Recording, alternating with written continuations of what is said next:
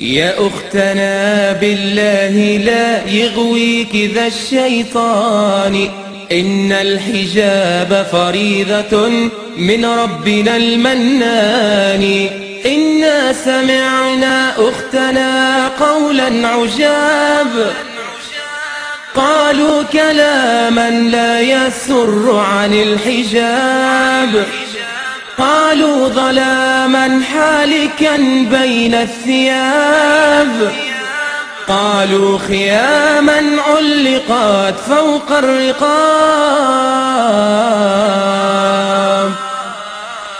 نادوا بتحرير الفتاة وألفوا فيه الكتاب، رسموا طريقا للتبرج لا يضيعه الشباب.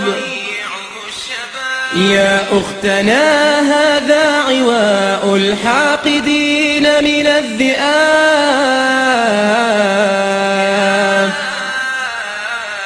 النار مثوى الظالمين لهم عقاب، والله يكشف ظلمهم يوم الحساب، والجنة المأوى ويا حسن المآب.